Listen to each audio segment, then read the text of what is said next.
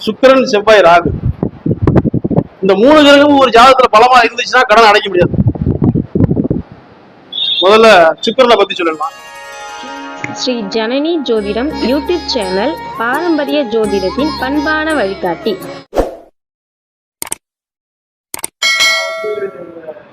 தலைப்பு என்ன பார்த்தீங்கன்னா, கடன் தீரும் காலம். எனக்கு தலைப்பு வரதா தெரியும், பேசுறாங்க. ஏன்னா நான் கல்யாணம் பண்ணது வந்து அதுக்கு கடனுக்கே வேலை கடன். ஆனா கல்யாணம் பண்றதுக்கு ஒரு 15,000 கடன் வாங்கணும். அந்த கடன் 5 வருஷம் ஆகும். இப்ப அதுல இருந்து கடன் எல்லாம் இல்லை, எப்பதான் கடன் திரும்ப சொல்றோம்னு பார்க்கணும்னா அந்த தலைப்பு பேசுங்க. ஸ்ரீ வராகமிகிரர் ஜோதிட பயிற்சி மையம் ஆராய்ச்சி கல்வி அறக்கட்டளையின் தலைவர், என்னுடைய குருநாதன் ஜோதிட செம்மல் பள்ளிப்பட்டு திரு ஏழுமலை ஐயா அவர்களுக்கு என்னுடைய முதற்கண் வணக்கம். இன்று நான் பேசக்கூடிய தலைப்பு கடன் தீரும் காலம். அது ஒரு மனுஷனுக்கு கடன் இல்லாம இருக்க முடியாது. எல்லாருக்குமே அந்த கடன் இருக்கும். பொதுவா ஒரு மனிதன் பிறந்து அவனுடைய கட்டை காடு செல்லும் வரை இந்த கடன் சுமை அவன் தலையில இருக்கும். முதல்ல நாம பிறவி எடுக்கிறோம். எடுத்து நம்ம சிறு வயதுல நமக்கு என்ன கடன் தெரியாது. படிச்சே ஆகணும்னு ஒரு நிர்பந்தம், கல்வி கடன். இப்போ படிச்சு முடிச்சாச்சு, அதுக்கு மேல வேலைக்கு முதலீடு போடணும், அதுவும் கடன் ஆகும். அடுத்தது பார்த்தீங்கன்னா திருமண கடன். ரெண்டாவது வெளிநாடு போகணும்னா, இப்போ 7ஆம் இடம் எடுத்தீங்கன்னா திருமண கடன் வந்துடும். வெளிநாடு போகக்கூடிய கடன் வாங்கணும். அடுத்தது தாய் தந்தை அவங்களுக்கு செய்ய வேண்டிய கடமை. இதுல என்ன சொல்ல போனா கடமையும் கடனும் ஒண்ணா வந்துடும். கடமையை செய்யலன்னா கடன்காரன். பெற்றோர்களுக்கு நீங்க செய்ய வேண்டிய கடமை செய்யல அப்படின்னா கடன்காரன் தான்.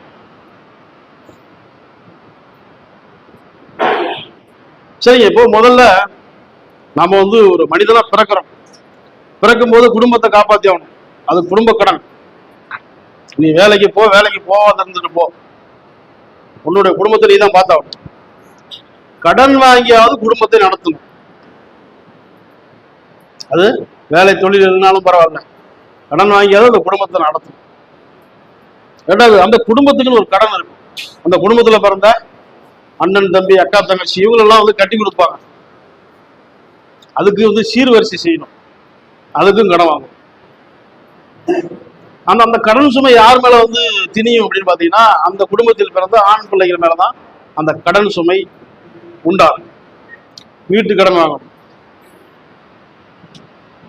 அடுத்தது வாகன கடன் இருக்கு, பூர்வீக கடன் இருக்கு, புத்திரர்களால் கடன் இருக்கு, மனைவியால் கடன் இருக்கு, தந்தை வழியால் கடன் இருக்கு. இப்படி எல்லா கடனையும் ஒரு மனுஷன் அடைக்க முடியுமா அப்படின்னு கேட்டீங்கன்னா கடைசி வரைக்கும் அடைக்க முடியாது. பெற்றோர்களை சரிவர கவனிக்கல, அவங்களுக்கு நீங்க சேவை செய்யல, கண்டுக்காம விட்டுட்டீங்க அப்படின்னா இதுவும் ஒரு கடன். இந்த கடன் திரும்ப திரும்ப உங்களை திறந்துக்கிட்டு தான் வரும். அதனால முடிஞ்ச வரைக்கும் அனைவருமே, நம்மளும் இல்ல, வீடியோ பார்த்துட்டு இருக்கிற அனைவருமே பெற்றோர்களை கவனமுடன் பார்த்து கொள்ள வேண்டும். இந்த கடன் இப்ப நீங்க என்ன செய்றீங்களோ அடுத்தது உங்களுக்கு நடக்குங்க. நீங்க கவனிக்கல விட்டுட்டீங்கன்னா உங்க பிள்ளைங்க உங்களை பார்த்து கத்துக்கும். சரி, இதுல கடன் நம்ம இப்ப நம்ம பொதுவா பார்த்துட்டோம். ஒரு மனுஷனுக்கு கடன் தீருமானா கடைசி வரைக்கும் இந்த பிறவி கடன் தீராது. பெற்றோர்களை பார்த்தாச்சு, பெற்றோர்கள் காலம் முடிஞ்சு போச்சு அப்படின்னாலும் அவர்களுக்கு செய்ய வேண்டிய காரியங்கள், மாசம் மாசம் அமாவாசை விரதம் இருப்பீங்க, வருஷத்துக்கு ஒரு டைம் திதி கொடுப்பீங்க, இதெல்லாம் அவங்களுக்கு செய்ய வேண்டிய கடமை. அந்த கடமையை தவறினா நீங்க கடங்காங்க. இந்த கடமையும் கடனும் ஒண்ணா சேரும். அப்ப கடமையை செய்ய தவறியவன் கடங்காரன். இதுல நம்ம ஒரு மனிதன் பிறந்து அவன் எவ்வளவு கடனை அடைக்க முடியும், அவனால பெற்றோர்கள் கடனோ குழந்தைகளுடைய கடனோ இதெல்லாம் அடைக்க முடியுமா அப்படின்னு பாத்தீங்கன்னா கண்டிப்பா அடைக்க முடியாது.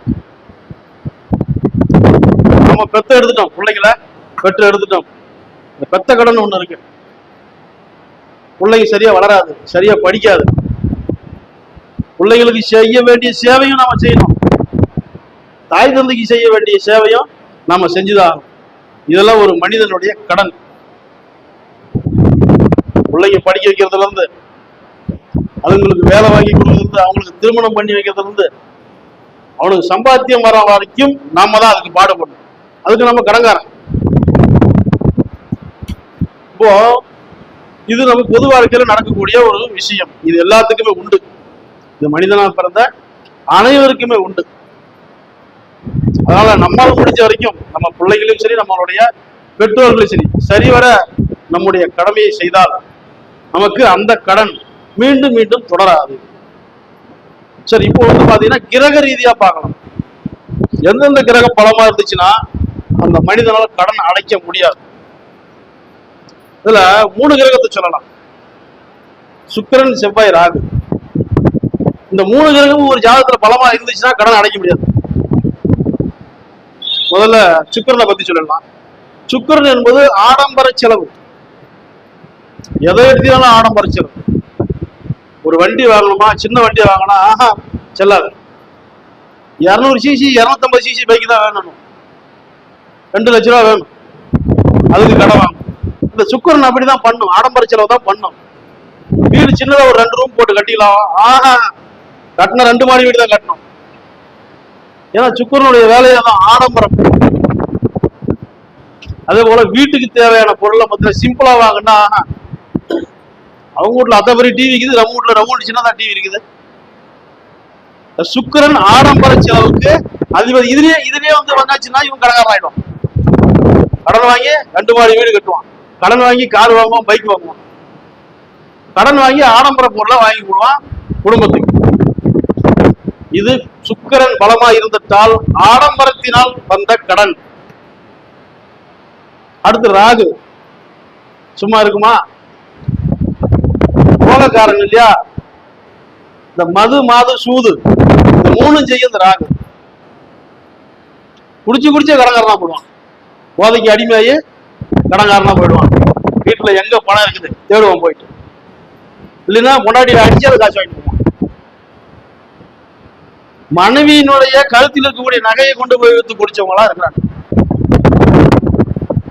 ஆனால் அடுத்து பாத்தீங்கன்னா சொத்தை வித்து குடிச்சவங்க இருக்கலாம்.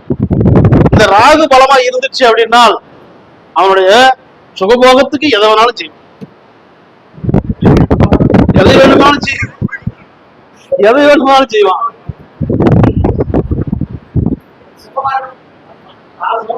ஆமா, ராகு பலமாயிடுச்சுன்னா அவனுடைய சுகத்துக்காக எதை வேண்டுமானாலும் செய்வார்கள்.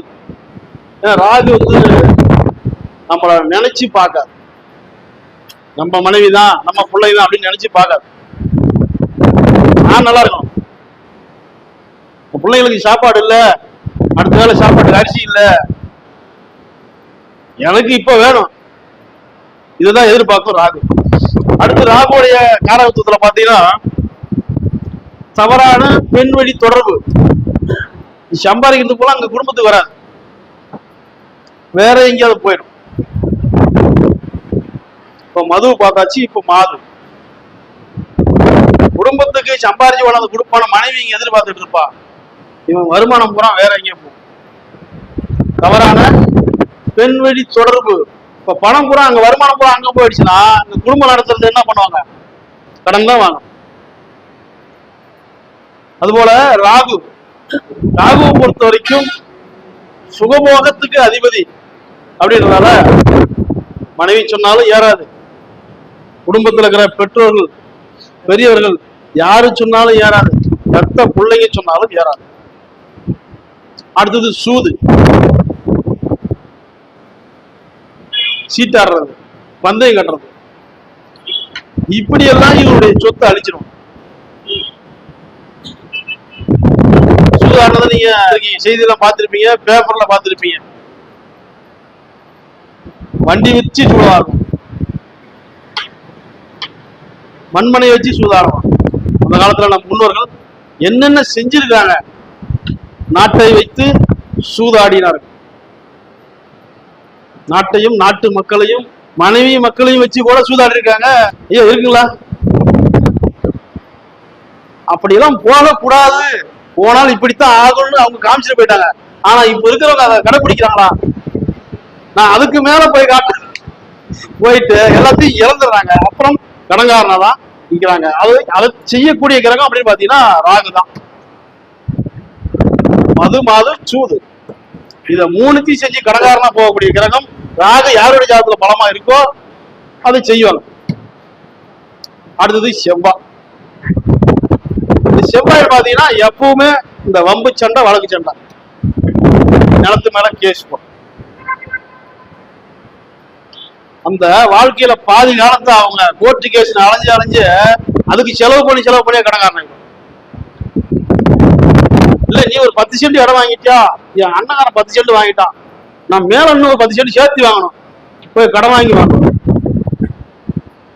அதுலயும் சிக்கல் வரும். அல்லது அவன் அண்ணன் தம்பிக்குள்ள சண்டை வரும், பிரச்சனைகள் வரும். செவ்வாயினால சகோதரக்காரங்க தானே, அண்ணன் தம்பிக்குள்ள பிரச்சனை வந்து இது வம்போலங்கள் நடக்கும். காலம் போடாம இதுக்கு அலைஞ்சு வந்து என்ன ஆகும்னா இருக்கிற பணத்தை செலவு பண்ணி அதுலயும் கடன்காரன். செவ்வாய் என்பது வீம்புக்கு கத்தி முழுங்கிறக்கலாங்க. அதனால நீ செஞ்சினா நானும் செய்வேன். இந்த வடிவேல் ஒரு படத்துல செவனையால் நடந்து போயிட்டு இருப்பார், கூப்பிட்டு உட்கார வைப்பாப்புல சேர்ல.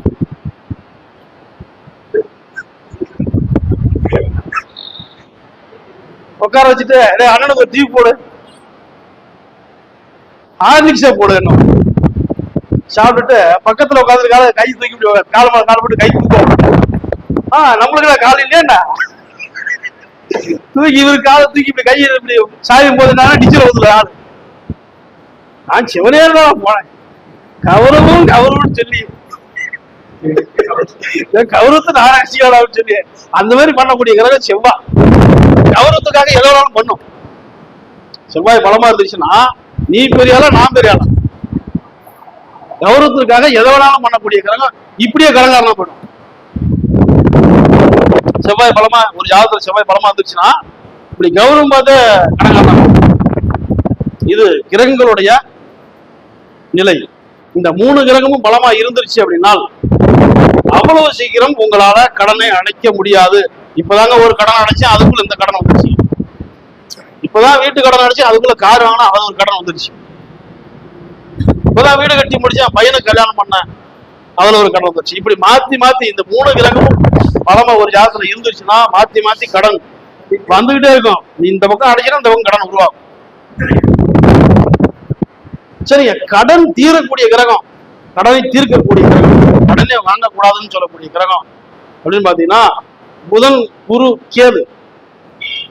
இந்த 3 கிரகமும் ஒரு ஜாதகத்துல பலமா இருந்துச்சு அப்படின்னா அவ்வளவு சீக்கிரம் போய் அப்படி கடன் வாங்க மாட்டாங்க. கடன் வாங்கினாலும் அதை கொடுக்குற நேரம் தெரியாது.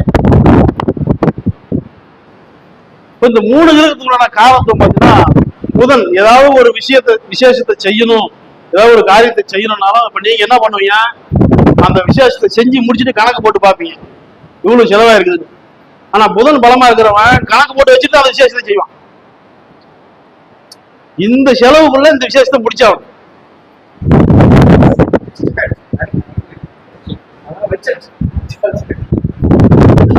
நம்ம சாதாரணமா நம்ம ஒரு விசேஷம் செய்யறோம், ஒரு சுபகாரியம் செய்யறோம் அப்படின்னா செஞ்சு முடிச்சதுக்கு அப்புறம் எவ்வளவு செலவாயிருக்குன்னு கணக்கு போட்டு நம்ம பார்ப்போம். ஆனா அந்த புதன் பலம் பெற்றவர்கள் என்ன பண்ணுவாங்க, இந்த செலவுக்குள்ள இந்த விசேஷத்தை செஞ்சு முடிக்கணும், சுபகாரியத்தை செஞ்சு முடிக்கணும்னு கணக்கு போட்டு வச்சுட்டு தான் அவன் விசேஷமே செய்வான். அப்போ என்ன ஆகும், அவன் போய் அதிகமா கடன் வாங்க மாட்டான். அந்த செலவை தன்னுடைய கட்டுக்குள் கொண்டு வந்துடுவான். எந்த விதமான ஆடம்பர செலவும் புதனுக்கு இருக்காது. ரெண்டாவது, புதன் எப்பயுமே வியாபார கிரகம். எந்த ஒரு விஷயத்துல செய்ய போனாலும் தனக்கு என்ன லாபம் இருக்குது அதுல? உங்க சொந்தக்காரங்களே வச்சுக்கங்க, சொந்தக்காரங்களுக்கும் உங்களுக்கும் வந்து பிரச்சனை நடக்குது அப்படின்னாலும், இப்ப நான் வரேன் அப்படின்னா புதன் பலம் பெற்றவங்க என்ன பண்ணுவாங்க, உங்களுக்கும் பஞ்சாயத்து பேசுவாங்க, அவங்களுக்கும் பஞ்சாயத்து பேசுவாங்க. ரெண்டு பக்கமும் பஞ்சாயத்து பேசி ரெண்டு பக்கமும் கமிஷன் வாங்கிட்டு போடுவான் புதன். எங்க போனாலும் வியாபார நோக்கத்தோட வருமான நோக்கத்தோட பார்க்கக்கூடிய கிரகம் புதன். அதனால இந்த புதன் பலம் பெற்றவர்கள் கடனை அதிகமாக வாங்க மாட்டார்கள். எந்த ஒரு விஷயத்தையும் கணக்கு போட்டு செய்வார்கள். அடுத்தது குரு. இந்த குரு பலம் பெற்றவர்கள் ஆடம்பர செலவு இல்லை. குரு பலம் பெற்றவர்களுக்கு அதிக ஆசை இல்லை. எந்த ஒரு விஷயத்தை செய்யணும் அப்படின்னாலும் இருந்தாலும் பார்த்துக்குவோம், இல்லைனாலும் பார்த்துக்குவோம். பழைய சாதமாக கூட நான் சாப்பிட்டுக்குவேன். ஆனா சுக்கரன் பலம் பெற்றவர்கள் அப்படி இல்லை, எனக்கு ருசியான சாப்பாடு தான் வேணும். அதே போல இந்த குரு பலம் பெற்றிருந்தால் அதிகப்படியான கடன் சுமை வராது. அடுத்தது கேது. இந்த கேது பத்தி நான் உங்களுக்கு சொல்லவே தேவையில்லை. எதுவுமே வேணாம், ஒரு துண்டு தோல்ல போட்டு நான் மட்டும் போயிட்டு இருக்கேன். நீங்க செய்யறத எதை செஞ்சுட்டு போங்க, நான் எதுலையும் தலையிடல, நான் எதுக்கும் வரல. ஒரு துண்டு இருந்தா போதும். ஆடம்பர ஆடை தேவையில்லை, ஆடம்பர வாழ்க்கை தேவையில்லை. அப்ப அந்த ஆடம்பரம் அப்படின்ற ஒரு ஒன்று இருந்தால்தான் அங்க கடன் உருவாகும். இப்ப இந்த கேது பலம் பெற்றவர்கள் என்ன பண்ணுவாங்கன்னா, எதை கொடுத்தாலும் நான் சாப்பிட்டுக்குவேன், இல்லைன்னு சொல்றியா சரி நான் பாத்துக்கிறேன், எங்கேயாவது கோயிலையோ படத்துலயோ எங்கேயாவது அன்னதானம் கிடைக்கும், நான் சாப்பிட்டுக்குவேன். தங்கிறது கூட நான் எங்கேயாவது மடாலயத்தில் தங்கிக்கிறேன். இந்த கேது பகவான் பலம் பெற்றவர்கள் இப்படித்தான் இருப்பார்கள். இதனால் அவர்களுக்கும் கடன் சுமை ஏறாது. எந்த ஒரு ஆடம்பரத்தையும் விரும்ப மாட்டாங்க. அவங்களுக்குன்னு வந்து தனிப்பட்ட முறையில் எந்த ஆசையும் இருக்காது. குடும்ப பற்று இல்லாதவர்கள் கேது பலம் பெற்றவர்கள், குடும்ப பற்று இல்லாதவர்கள். சன்னியாச வாழ்க்கைதான். சன்னியாசிக்கு ஏன் கடன் வரப்போகுது? முன்னோர்களுக்கு செய்ய வேண்டிய கடன் இருக்குது, அதை அவங்க பார்த்துக்கணும். இவங்களுக்கு மேற்கொண்ட கடன் சுமை வருவதற்கு வாய்ப்பே இல்லை கேது பலம் பெற்றவர்கள். சரிங்க, அடுத்தது நம்ம பாவ ஆதிபத்திய ரீதியா போலாம். இப்போ ஒரு மனிதனா பிறந்து காடு செல்லும் முறை அவனுக்கு கடன் சுமை உண்டு. ரெண்டாவது கிரக ரீதியா பார்த்தோம், அது கடனை ஏற்படுத்தக்கூடிய கிரகம், கடனை ஏற்படுத்தாத கிரகம், மூன்று கிரகத்தை நம்ம தனியா பார்த்துட்டோம். இப்போ ஜாதகப்படி உங்களுடைய லக்னப்படி பார்க்கணும். உங்க லக்னம் எந்த லக்னமா இருந்தாலும் 6, 8, 12 இந்த கிரகங்கள் பலம் பெற்றால் கடனை உங்களால் அழைக்க முடியாது. அது எந்த லக்னமா இருந்தாலும் 6ஆம் அதிபதியோ 8ஆம் அதிபதியோ 12ஆம் அதிபதியோ பலம் பெற்று விட்டால் கடனை சீக்கிரம் உங்களால் அடைக்க முடியாது. இல்லைங்க எனக்கு 5, 9 ரெண்டுமே நல்லா இருக்குது, 6, 8 பலம் பெற்றாலும் 5, 9 நல்லா இருக்குது அப்படின்னா பாதி காலம் அந்த கடன் இருக்கும். அதன் பிறகு அந்த கடனை நீங்க அடைச்சிட்டு. இது என்ன காரணம் அப்படின்னு பாத்தீங்கன்னா, 9ஆம் இடம் என்பது தந்தை வழி சொத்து.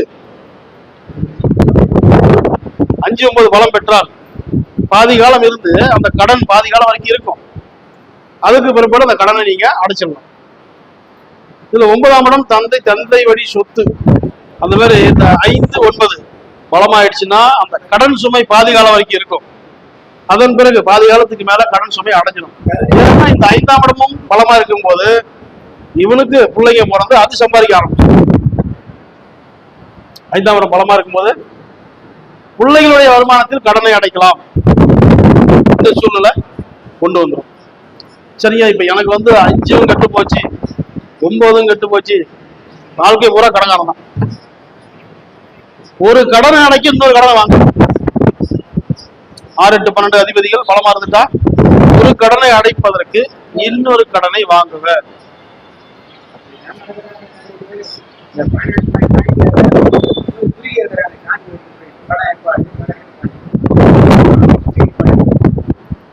சரிங்க. இப்போ கிரகங்களுடைய தொடர்பு மூலியமா கடன் 6-1 சம்பந்தம், அனாவசிய செலவு, மருத்துவ செலவு, தண்ட செலவு, இதனால் கடன் ஏற்படும். 6-2 சம்பந்தம், 6ஆம் இடமோ குடும்பாதிபதியும் சம்பந்தப்பட்டால் குடும்ப கடன் ஒண்ணு இருக்கு. ரெண்டாவது, அதிகமா அந்த 5 வட்டி 10 வட்டி மீட்டர் வட்டி ஸ்பீடு வட்டிலாம் விடுவாங்க, பணத்தை தூக்கிட்டு ஓடுவான். அதனால இவன் கடன்காரன் ஆகும், கொடுத்தவன் கடன்காரன். ஆமா, 6-2 சம்பந்தம், குடும்ப கடன், கொடுக்கல் வாங்கலால் கடன், சொல்லலாம் பேராசைன்னு கூட சொல்லலாம். ஆமா, 6-3 சம்பந்தம், கூட்டு தொழிலால் கடன், சகோதரன் சகோதரிகளால் கடன். 6-4 சம்பந்தம், வாகன கடன், வீட்டு கடன், கல்வி கடன்.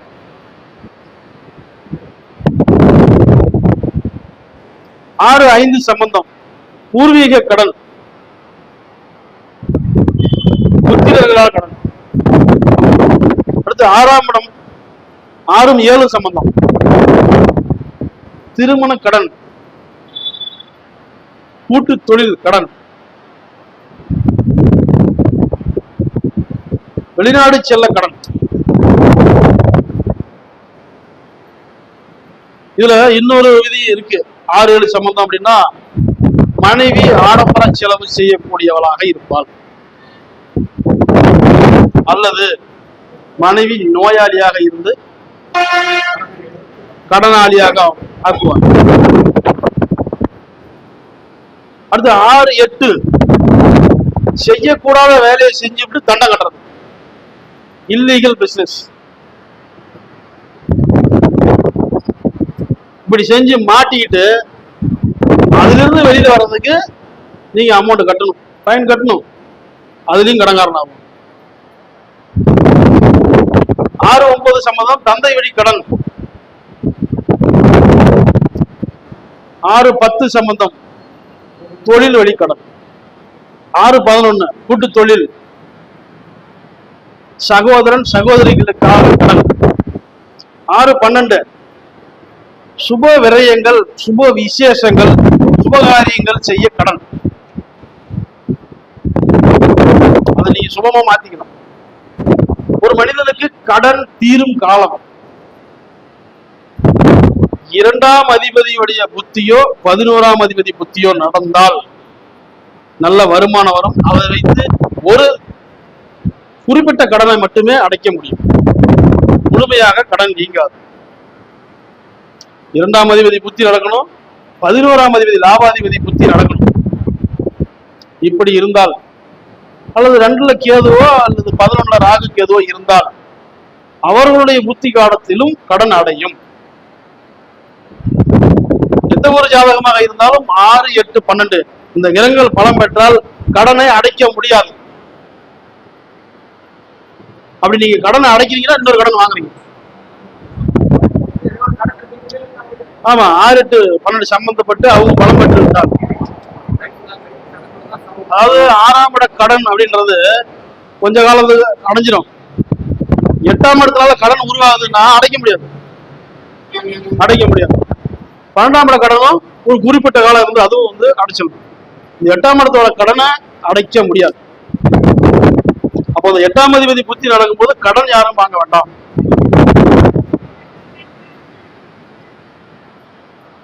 இதுவரை வாய்ப்பளித்த அனைத்து நல்ல உள்ளங்களுக்கும் என்னுடைய மனமார்ந்த நன்றியை தெரிவித்துக் கொள்கிறேன். நன்றி.